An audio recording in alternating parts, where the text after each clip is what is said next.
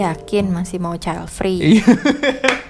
Welcome to teman jalan. Buat nemenin kalian di jalan. Ini kan lagi rame banget masalah child free gitu loh. Dan kayak kenapa orang mau child free, kenapa akhirnya nggak child free dan segala macam. Dan biasanya sih setiap orang yang nggak child free itu kayak nggak pernah melalui jalur child free dulu kan. Kayak kalian tuh ya tiba-tiba udah nikah, punya anak, dan udah kayak gitu, nggak ada fase child free dulu. Nah, ini ada cerita di mana dia tuh udah child free selama 10 tahun sampai kemudian dia mutusin buat nggak child free lagi. Sebelumnya aku nggak pengen punya anak, akhirnya jadi aku netral, terus sekarang aku jadi punya anak umur 9 bulan. Silahkan tanya apapun sama aku. Oke, asik, keren banget. Terima kasih buat semua dukungan dan kata-kata baiknya ya. Aku ngebacain semua dan mikirin semua pertanyaan kalian. Banyak pertanyaan yang bagus. Aku lama ngerespon karena anak bayiku, tapi aku bakal bales kok. Semoga sebelum anak perempuan kami usia 18 tahun ya. Aku umur 35 tahun, aku gak pengen punya anak. Sampai akhirnya usia 30-an aku mulai bingung. Saat aku usia 34, pasanganku dan aku ngebaca The Baby Decision. Lalu aku mutusin kalau kami menginginkan seorang anak dan pengen jadi contoh kenapa kamu harus selalu ngelakuin seks yang aman. Karena kami akhirnya hamil saat pertama kali mencoba. Aku ngelahirin di usia 35 tahun, putri kami nggak mau dibaringin selama 4 bulan pertama. Jadi tidur tuh sekitar 5 menit aja saat umur 6 bulan. Sekarang udah umur 9 bulan dan jadi salah satu orang terfavoritku di dunia ini. Sup ini banyak ngebantu aku waktu aku kebingungan. Jadi aku harap aku bisa ngebantu orang lain di sini. Ingat, nggak ada keajaiban 100% ya. Ini jawaban yang benar buat semua orang. Ini benar-benar hanya bergantung sama kamu, impianmu, kondisi hidupmu, dan fase dan lain-lain. Ketakutan besarku. 1. Aku adalah seorang introvert. Jika COVID udah ngajarin aku sesuatu, hal itu adalah ternyata aku sangat suka sendirian. Aku gak perlu berada di sekitar orang. Aku suka baca sendirian, main games, berdebat sama orang di internet tentang hal yang gak penting, dan ngajak anjing jalan-jalan. Ironisnya, putri kami agak seperti koala yang selalu ingin ada di dekatku setiap saat. Hal ini nggak terlalu ganggu sih, nggak kayak yang aku pikirin. Tapi ada suatu saat dimana aku ngerasa aku butuh waktu buat sendiri. Untungnya, waktu usia dia 9 bulan, hal itu mulai terjadi di malam hari, waktu dia lagi tidur. 2. Aku nggak yakin bisa jadi ibu yang baik. Aku nggak sabaran, kadang egois, kadang mudah tersinggung, sering perfeksionis, tipikal kepribadian A. Ya, karena aku adalah kakak tertua. Aku punya orang tua yang mana aku percaya udah mempraktekkan parentifikasi, dan hal ini membuat aku benar-benar ngerasa bertanggung jawab dan menolak pemikiran buat punya anak karena udah ngerasa kalau aku akan ngebesarin ibuku. Sekarang aku bisa bilang kalau meskipun aku marah dan kesel sama ibuku karena udah ngeselin, bukan berarti aku juga marah dan kesel sama anakku waktu dia ngeselin. Kembali lagi, kayaknya hal ini karena ekspektasi sih. Aku mengharapkan ibuku sebagai orang tuaku bertanggung jawab. Aku jadi harus bertanggung jawab saat dia nggak bisa bertanggung jawab. Aku nggak memiliki ekspektasi ke anakku. Dia kan anakku, dan ini adalah tugasku buat ngurus dia. Jadi aku nggak mengharapkan anakku untuk ngebayar tagihan dan nggak maksa dia buat ngelakuin apapun. Makanya jadi nggak marah walaupun dia orangnya emosian gitu. Jadi dia sadar anak gak minta dilahirin, ceritanya iya, kayak dia gitu. Sadar itu. 3. Kesehatan anak kami. Aku adalah ibu yang tua. Kita tahulah pepatah lama, saat kamu umur 35, di malam hari telurmu itu berubah jadi busuk. Putri kami masih 9 bulan. Jadi aku gak bisa bilang kalau dia gak punya masalah kesehatan ya sekarang. Cukup sehat sih dia untuk berteriak, cukup marah, dan cukup bernafsu di kamar waktu lagi ditidurin. Jadi pas lagi ditidurin dia malah jadi aktif. Kami punya ketakutan tentang AFP yang tinggi. Tes yang dilakuin dengan ngambil darahmu untuk meriksa ada cacat di tabung saraf. Dan kami mantau terus selama kehamilan, tapi itu nggak berarti apa-apa sih ternyata. Kalau ada bidan di sini tolong jangan kasih tahu pasienmu ya kalau mereka punya AFP yang tinggi dengan nelpon mereka dan mau ngasih tahu mereka kalau penderita spina bifida. Hal itu benar-benar menakutkan. 4. Aku sangat-sangat menyukai tidurku. Aku banget. Parah. Rest in peace tidurku. Itu aja yang bisa aku katakan dengan jujur. Aku nggak mau nakut-nakutin siapapun buat jadi orang tua. Karena ya itu emang sangat menyenangkan dan banyak emang yang harus dilakukan. Tapi tidurku menurun saat putri kami baru lahir. Kebanyakan anak bener-bener susah buat tidur. Aku bakal nyaranin sih untuk duduk dan ngobrol dengan pasangan mengenai siapa yang bisa ngurus apa jika hal buruk yang terjadi. Siapa yang bakal bangun kalau bayi itu kebangun di jam 9, 11, setengah 2, jam 3, jam 5. Bayi baru lahir harus makan setiap 2 jam sekali. Iya bener, ini gak salah ketik. Tiap 2 jam sekali. Siapa yang buat ganti semua popok saat tengah malam itu? Putri kami baru aja mulai tidur sepanjang malam. Sama kayak kita sih, di atas 6 jam. Dan tidur siang di tempat tidurnya sendiri. Itu sejak umur 9 bulan ini. Yang kelima, aku takut akan kehilangan diriku sendiri. Kita semua tahu, orang tua yang hanya melahirkan anaknya, ayah atau ibu Justin. Semua percakapan tentang Justin, semua hal tentang Justin. Kau benar-benar gak bisa ngomong apapun tanpa masukin hal tentang Justin. Mereka tuh gak punya hobi, mereka gak punya ketertarikan apapun. Mereka gak punya apapun selain anaknya sendiri, Justin. Aku udah berusaha keras buat jadi orang kayak aku saat ini, dan aku nggak mau kehilangan itu, nggak mau menyerah. Kecuali mungkin tentang kecemasan yang bisa menghilang kalau aku mau. Aku bakal bilang kalau aku ngerasa sangat terobsesi sama anakku selama beberapa bulan pertama. Jadi aku nggak ngerasa kalau aku jadi ngeselin sih karena hal itu. Keseringan aku ngadepin leherku ke arah yang gak nyaman buat ngelihat dia saat aku lagi nyusuin. Sekarang karena dia udah agak tua dan rumah tanggaku sedang membangun lebih banyak ritme, aku ngerasa ya diriku masih sama, cuma gak punya waktu sebanyak dulu. Jadi ngerasa belum kehilangan dirinya. Dan dia berusaha untuk gak obses. Menarik sih. Yang keenam, kesehatan fisikku. Saat aku masih muda, aku berada di kondisi yang sangat buruk dan kelebihan berat badan. Jadi beratku 200 pounds dengan tinggi 5 kaki 3 inch. Sejak saat itu, aku mulai nurunin berat badan dan jadi lebih sehat dengan makan yang benar dan mulai lari. Aku takut kalau kehamilan bakal bikin aku kembali jadi obesitas. Kehamilanku sangat buruk. Aku sakit dari minggu ke-7 sampai sejam sebelum aku ngelahirin. Lalu aku langsung makan cheeseburger, sepotong cheesecake, dan puding coklat. Ini fakta ya semuanya. Aku senang buat ngasih tahu kalau aku kembali ke berat badan seperti sebelum hamil. Tapi ya sedikit lebih berat lah dari yang aku mau. Aku juga nyusuin secara eksklusif, yang mana terkadang bisa bikin berat badan menurun. Atau malah tetap, tergantung sama dirimu sendiri sih. Hal-hal yang tidak aku harapkan. Tidak minum Kool-Aid. Tapi aku benar-benar kaget saat tahu kalau aku sangat suka jadi seorang ibu. Enggak sih, enggak gampang. Tapi aku pernah ngalamin yang lebih buruk. Jadi ada seekor anjing berusia 16 tahun yang mengalami demensia selama 11 bulan. Itu lebih buruk kan? Mungkin saat putri kami udah remaja dan ngeselin, aku bakal berpikir kalau dia lebih buruk. Tapi untuk saat ini enggak.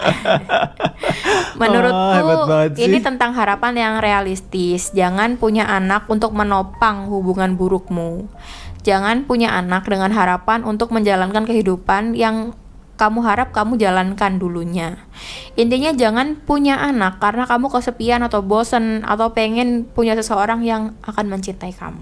Hal yang tidak aku harapkan. Kedua, tidak ada waktu luang. Aku tahu kalau aku ngorbanin waktu luangku, meskipun aku gak terlalu ngerti apa ya maksudnya ya. Jadi kayak 4 bulan pertama, aku gak bisa ngelepas anakku sama sekali. Jadi sepertinya dia ngalamin reflux. Ada suatu saat dimana aku gak mandi dan itu benar-benar berat banget. Yang ketiga, pertengkaran antara aku dan suamiku meningkat. Faktanya aku pikir kita tuh udah sering bertengkar selama 9 bulan belakangan dibandingin sama 10 tahun pernikahan kami selama kami gak punya anak. Anjir. Aku inget di suatu pagi yang buruk setelah putri kami tertidur selama 45 menit, suamiku dan aku bertengkar dan aku pun nangis karena marah. Dan dia keluar dari kamar. ngurus bayi bersamaan dengan kurang tidur, terus pandemi, bikin situasi stres itu jadi makin stres. Apakah aku masih mencintainya? Ya tentu aja, tapi aku juga udah nggak punya kesabaran sama sikapnya yang kelempar celana boxernya ke keranjang baju kotor, dan kita udah sering ngobrolin ini. Tapi emang stress prone aja gitu kan, Cim. Yang keempat, aku harus berdamai dengan kemunafikanku.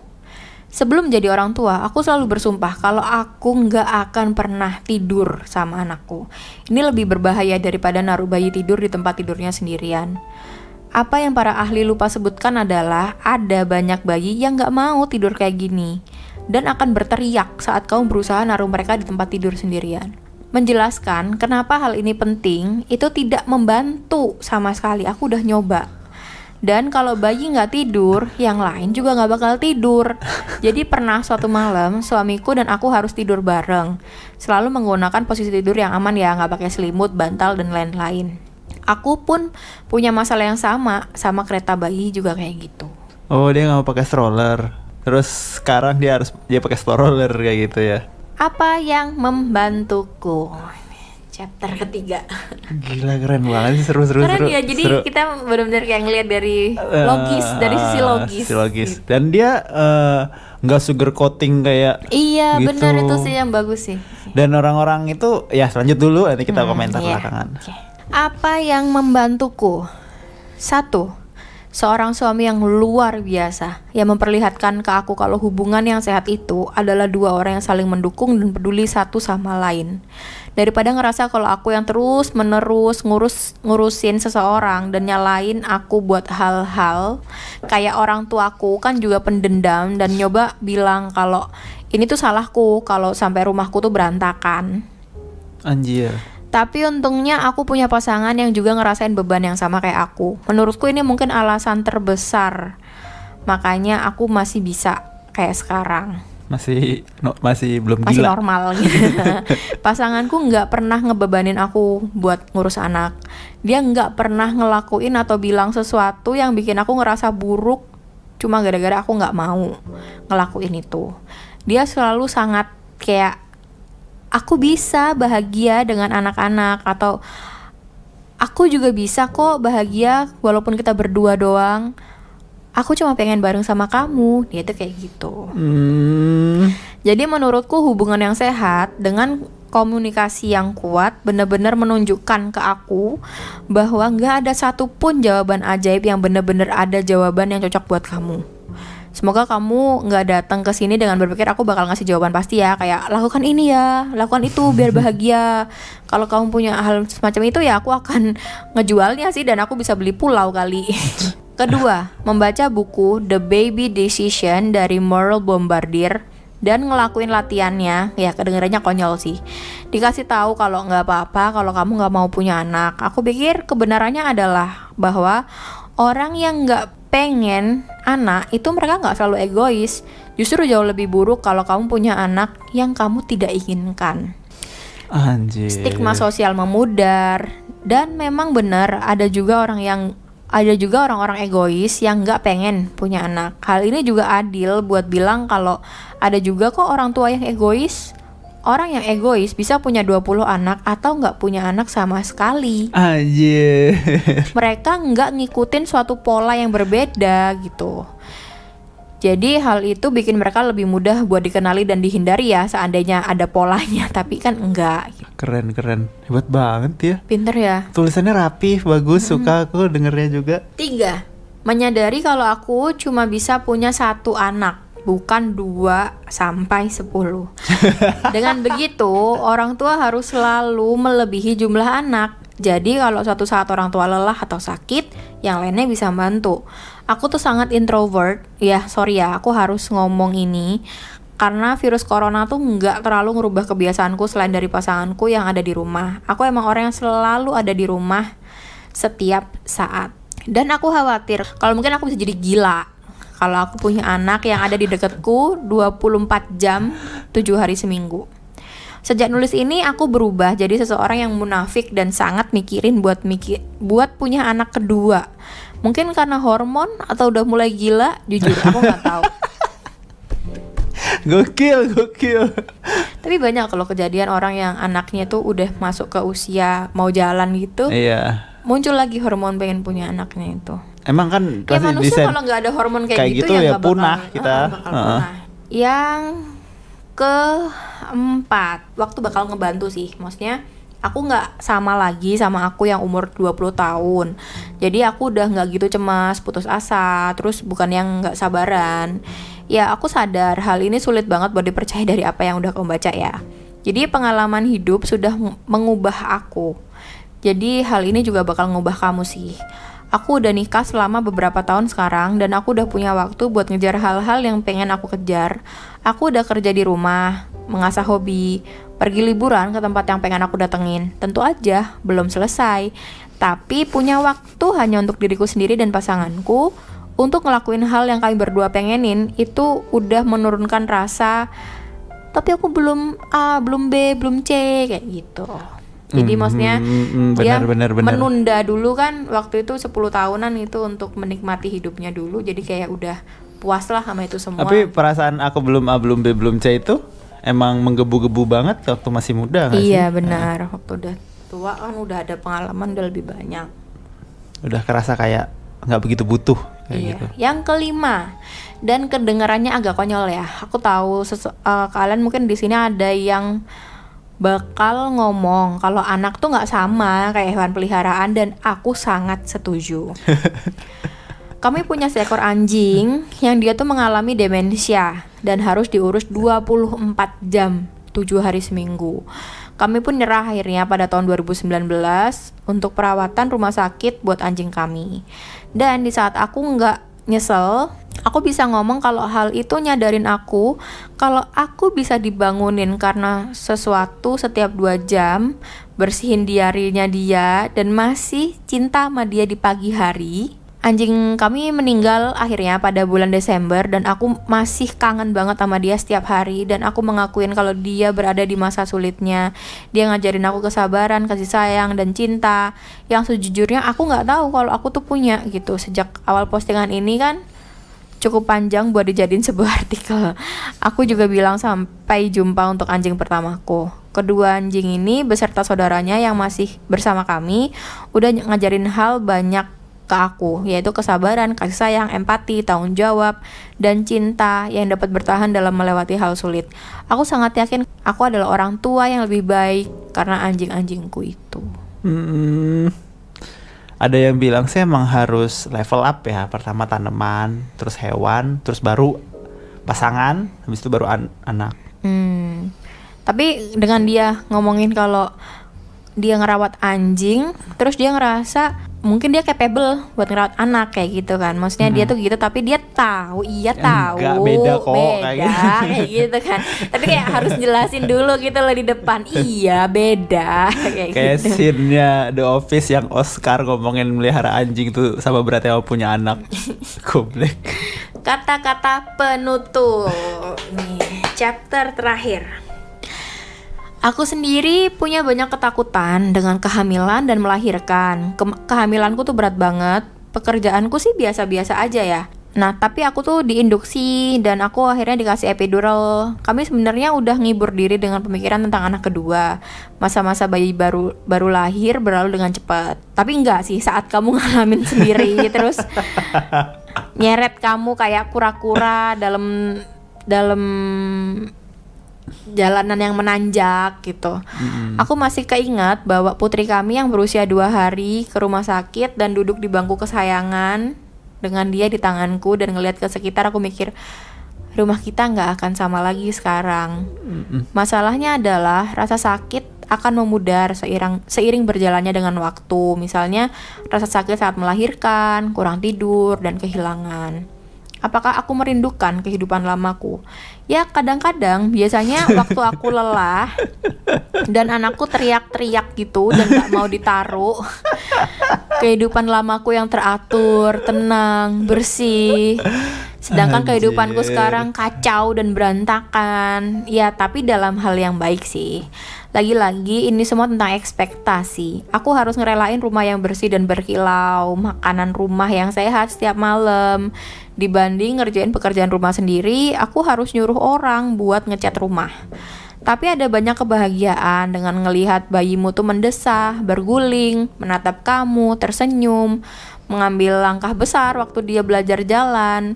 Kamu lebih mentingin anakmu sendiri dibandingin anak-anak lain. Aku yakin suamiku dan aku bakal lebih bahagia kalau kita memilih untuk nggak punya anak. Kami masih menjadi teman baik satu sama lain, masih menikmati kebersamaan satu sama lain, masih suka ngelakuin hal bareng. Nggak punya anak nggak akan menghancurkan kami.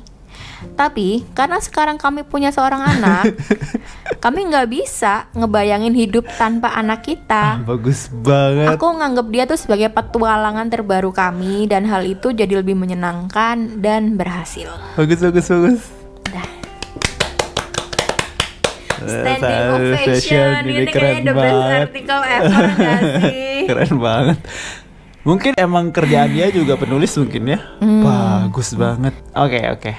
Kayaknya nggak usah dikomentarin deh ini. Ya itu udah. Just gitu. Let it sink in. Yeah. Tapi kalau misalnya kita mau ini bukan komentar tentang itunya, tapi lebih kayak ke Oh, ke kita berdua. what do you Ya. feel after hearing Halo, aku habis denger ini. Jadi misal apa kayak gimana ya? Aku nggak ragu-ragu sama sekali. Aku kan nggak pengen punya anak gitu kan sama sekali gitu. Aku denger ini ngerasain kayak orang tua tuh juga ada yang egois kayak gitu, kata-kata dia sih kayak gitu kan, orang tua tuh ada yang egois, orang yang punya anak ada yang egois, terus ya kita nggak bisa tahu orang egois tuh kayak gimana, cuman dilihat dari jumlah anaknya doang. Dan aku dari kata-kata yang bagian menurutku itu paling bagus sih bagian itu ngejawab kayak kayak mewakili aku yang suka mikir kayak ini egois banget sih, orang belum bisa A belum bisa B tapi kamu udah maksain punya anak misalnya kayak gitu. Atau ngejawab juga kayak egoisanku kayak ini orang nih udah mampu udah kayak gini-gini kok dia nggak mau adopsi, nggak mau gini, kayak gitu juga ngejawab sih. Mewakili bukan ngejawab. Jadi kalau ditanya dia ngejawab apa enggak, rata-rata sih enggak ngejawab ya. Cuman dia mewakili banget apa yang aku pikirkan, ditulis dengan lebih baik dan lebih enak buat didengerin. Iya benar. Jadi kayak manusia ini emang ada manusia yang egois, ada manusia yang nggak egois kayak gitu. Iya. Perkara dia punya anak atau tidak punya anak ya itu cuma hal lain lagi kayak gitu kan, yang nggak ada hubungannya sama dia ini punya anak jadi egois atau sebaliknya gitu. Oke. Bagus banget sih. Aku waktu dengerin itu juga ngerasanya kayak logis. Kayak selama ini tuh soalnya yang bisa ngomong logis cuma orang child free setahu kita ya. Iya. Soalnya kalau orang yang punya Soalnya anak dia juga nggak itu sugar coating di masalah punya anaknya ini. Orang punya anak itu pasti ujung-ujung cuma dibawa ke ibadah kayak gitu-gitu loh. Terus kayak aku kasih tahu. ngerasa kenapa orang itu ngomong ibadah ya. Suuzonku. Waktu orang itu ngomong ibadah itu dia itu adalah gak suka ngelakuinnya, makanya ngomongin ibadah. Ya kayak ini emang balasannya surga, makanya berat ya gitu. Kalau misalnya dapatnya neraka gimana? Masih kamu lakuin nggak? Kayak gitu kan makanya itu. kayaknya. Jadi kan kayak itu sesuatu yang kita tidak bisa obrolkan sebenarnya kan, karena kayak ngomongin surga neraka kita nggak ada yang tahu faktanya dia bakal dapat balasan apa. Nah jadinya kan kayak nggak bisa ngobrol kalau kayak gitu. Nah kalau sama orang ini kan bisa, dia bilang aku tuh A B C D. Ya emang sih jadinya capek A B C D, tapi aku juga gini jadi kayak diceritain gitu loh, dan dia mau mengakui bahwa itu tuh capek gitu. Penutupnya juga bagus banget. Aku tuh bakal bahagia banget kalau nggak ada anak ini, bakal A, bakal B, bakal C sama suaminya kayak gitu kan. Tapi aku nggak bisa ngebayangin hidup tanpa dia sekarang. Itu tuh menurutku adalah satu gambaran yang bagus banget, kayak wow gitu. Iya. Emang jenius orang ini. Okay, I think that's all for today. See you later. Bye-bye. Gambarnya apa nih? Gambar apa ya? Tulisannya sih kenapa nggak dari dulu gitu. Ya, kenapa nggak dari dulu, betul. Terus gambar ibu-ibu gendong bayi. anaknya. Oke.